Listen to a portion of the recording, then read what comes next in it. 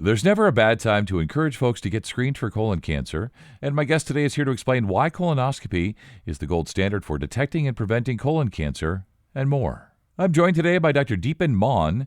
He's a board-certified colorectal surgeon with Franciscan Health.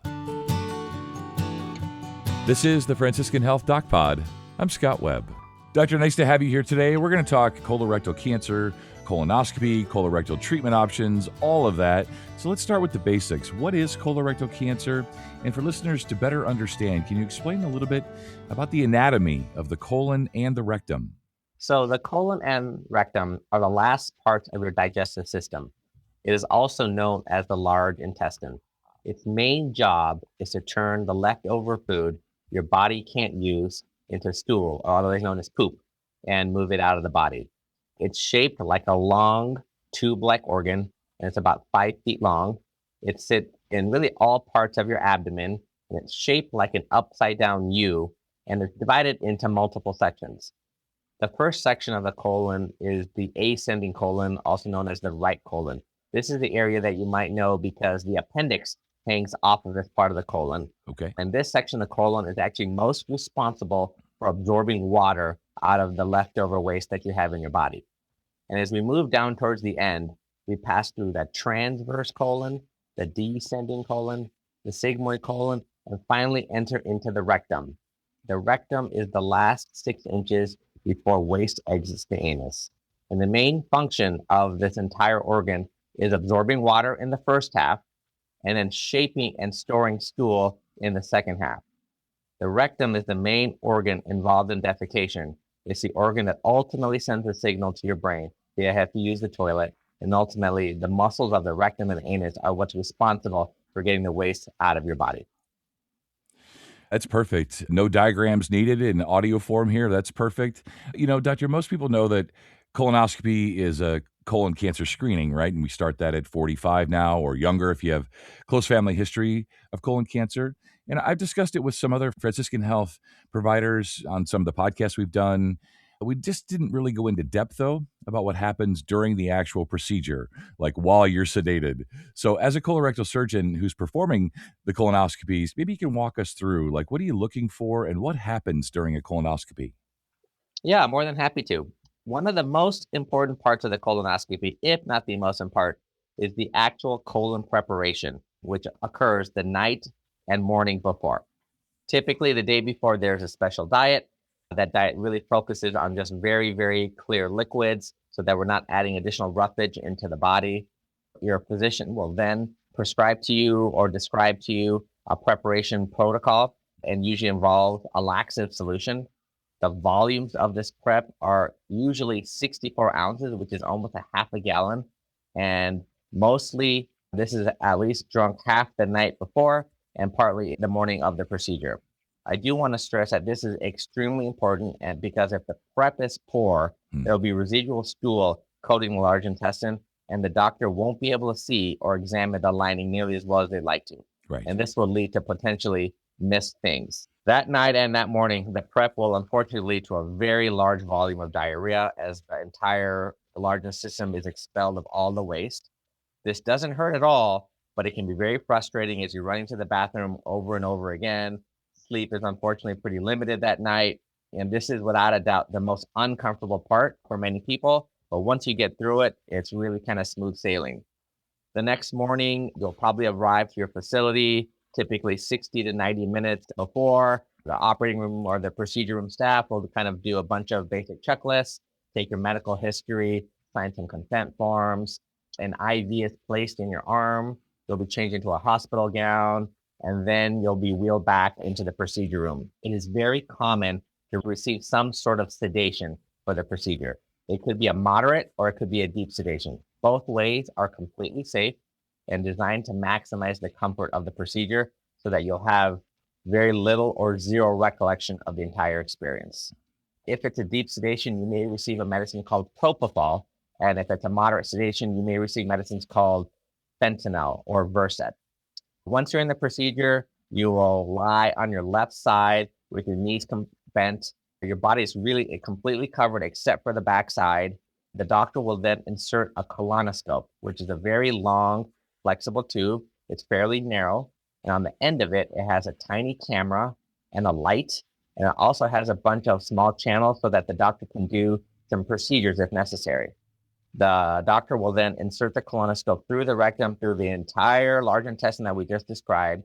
And then while withdrawing the scope, very thoroughly examine the colon to look for things that don't belong. If something is found, such as a polyp, the doctor can remove it, and that's called a polypectomy.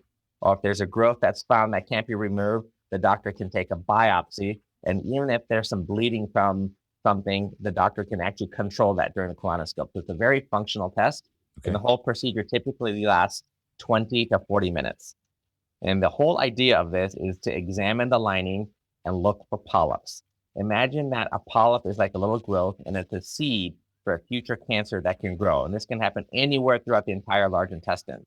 By finding these polyps and removing them, we can reset that potential cancerous process and prevent a colon cancer from developing. Right. At the very end, you'll be brought into a recovery area, probably spend 30 to 60 minutes recovering. You may have a little bit of bloating or some mild cramping, but most times patients have no symptoms at all. You'll need someone to drive you there and drive you home because of the sedation Hmm. and can resume all your normal activities the next day. So then, doctor, what happens if you find cancer during the colonoscopy process? If a doctor suspects a cancer during the colonoscopy, several things usually happen during and after the procedure. First of all, it's important to know that the colonoscopy doesn't actually confirm the cancer. It just identifies a suspicious area, and that area must be tested. Usually, the doctor is able to take a biopsy during the colonoscopy and then send that specimen off to the lab. The pathologist will then take anywhere between 3 and 7 days to analyze the tissue under the microscope and then confirm whether cancer is found. The most common type of colon cancer is adenocarcinoma. There are other types that can be found, but this is by far the most common variety.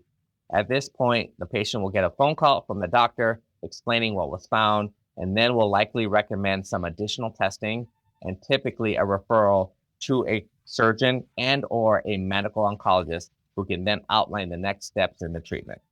While this is very anxiety provoking for patients, I do want to stress that polyps and tumors are generally slow growing. So waiting a few days or a week to get the test done, to get the right appointment set and imaging done is completely safe. The most likely imaging or radiology test that is ordered is called a CAT scan or a CT scan. And that's a scan that really looks at the entire body from neck down to your pelvic area. And the goal is to see if any cancer cells have spread outside of the colon, with the most common locations of spread being the liver and the lung. And in cases of rectal cancer, an MRI is typically added to the imaging regimen, and sometimes even a PET scan can be used to get additional information to see if the cancer has spread anywhere else. Yeah, and doctor, if a patient is found to have colorectal cancer, how do you determine staging? That's a great question. Every tumor has its own staging protocol, and colon and rectal cancer has its own as well. And there are typically 4 stages of colon and rectal cancer, and they're numbered between stages 1 to stage 4. Stage 1 is the earliest stage, it's the most curable, and it kind of goes up down to stage 4, which is unfortunately the hardest stage to get cures. A very short answer for staging has to do with the extent of the spread. Stage 1 usually means the cancer is confined to the inner layers of the wall of the large intestine and it hasn't spread through the wall. Stage 2 means it did erode through all the layers of the wall, but the tumor is still confined to the colon wall only. Stage 3 means that the tumor cells unfortunately have figured out how to get into the lymphatic system and have spread to the lymph nodes. And stage 4, the tumor has now learned how to spread far away, usually through the blood or the lymphatics, and has attached to another organ like the liver or the lung. The imaging tests that I mentioned, such as the CT scan and the PET scan, are very good at determining whether or not a cancer is stage 4 or not. But oftentimes, to figure out stages 1 through 3, this comes after surgery when the tumor is removed and the pathologist can look at the entire specimen in the lab. Okay. So then, for colorectal cancer patients, what are the treatment options? Maybe you could share a little bit about the surgical treatment, medical oncology, radiation oncology, and when patients, might need each of those. The treatment for colon and rectal cancer does take a village, and it's important to assemble the best possible team. This is called a multidisciplinary approach, and it involves a handful of doctors. It might include a surgeon, a medical oncologist, a radiation oncologist, a radiologist, a pathologist, amongst others. So pretty important to have a very good team that's on your side. Yeah. Every case will be different, and every case will need a customized treatment plan. And to help simplify things, starting with colon cancer, most colon cancer treatment plans that are not stage 4 typically start with surgery. Surgery will entail removing the segment of large intestine that has the tumor in it and all of the surrounding lymph nodes that the tumor could possibly drain into. It's very commonly done in a minimally invasive fashion. That means making small incisions and using technology like laparoscopy or robotics. The surgeries typically take 2 to 4 hours, and most patients stay in the hospital between 1 and 4 days if the recovery is uneventful. If the final pathology, however, is stage 3, many patients will then be recommended to see a medical oncologist and be offered to do some chemotherapy for a few months after surgical recovery is complete. Most chemotherapy regimens involve having a port access device placed in the chest so that the medicine can be infused directly into large veins into the body. And what chemotherapy does is it circulates throughout the body and it's able to kill cancer cells that are floating around or in another organ. When it comes to rectal cancer, even though it's the same tube, treatment is a little different. Most patients still need that CAT scan, like we mentioned, but they also need an MRI upfront. And it's very common for the regimen to treat rectal cancer to start with either or both chemotherapy and radiation therapy. As I mentioned, the chemo is infused into the bloodstream to help kill cancer cells, and the radiation machine actually sends really high focused energy to a part of the body, such as the rectum, to kill cancer cells, and the chemo and the radiation work together to actually kill the cancer cells and make the tumor smaller. Once all of that's complete, then your surgeon may consider removing the segment of the rectum that has the tumor in it. Rectal cancer surgeries are typically more challenging, they take longer, and they can sometimes require an ostomy or a stool bag to divert the stool away from the surgical site. Most of the time, that bag is temporary, but sometimes that bag is permanent if the tumor is very close to the anus. Unfortunately, it's just necessary to ensure that all the cancer is removed, and sometimes the entire organ does need to be taken out. Right. And the last thing I want to mention is that the colon or rectal cancer is stage 4. That means it's spread to another organ, most commonly the liver or the lung. And unless the tumor is posing an imminent risk, like a blockage or it's actively bleeding, these patients will start treatment with the medical oncologist, usually with chemotherapy only. Yeah, it's a lot to take in, and I appreciate your time and your expertise today, doctor. And I know that colonoscopy really is the best way to screen for colorectal cancer and hopefully diagnose it in its earliest stages, the gold standard, if you will. But for people who are maybe hesitant to get a colonoscopy, maybe nervous about the prep, maybe they just don't want to prioritize the time, away from work or family, what would you say to encourage them to get this important screening? Yeah, this is such an important test. So for people who are hesitant, I think the first thing is to help acknowledge that you're not alone. These concerns are unfortunately very common. And many people worry about the preparation, the procedure, or maybe taking time off away from work or family, or having something inserted into your anus, into the large intestine. But screening for colon cancer is one of the most powerful things you can do to protect your long-term health. Colon cancer is unfortunately the number 2 killer in the United States for cancer-related deaths, yet it's also very preventable. What is really unique about a colonoscopy is that it doesn't just only detect polyps and cancer, it's actually used to prevent it. Many screen tests can detect cancers, such as a mammogram or a pap smear, but those tests can't actually prevent it. A colonoscopy can do better. It can actually find polyps, which are the precancerous lesions that can lead to developing cancer, and then they can be physically removed right during that procedure. So it's one of the most impactful tests that you can receive that both detects and prevents colon cancer. Another thing is that the procedure is actually a lot easier than people typically expect. And I can speak firsthand. I've actually done 2 of them myself. I went at age 45. I had no symptoms and had a large polyp removed, and I had to go back 3 years later. So I'm not even 50 yet, and I've had 2 colonoscopies. And I do agree, the prep is the hardest part, but it doesn't hurt. You can do it in the privacy of your own home. The prep regimens are getting better. They used to be 1 gallon in size, and we've Right. now streamlined that to now half a gallon.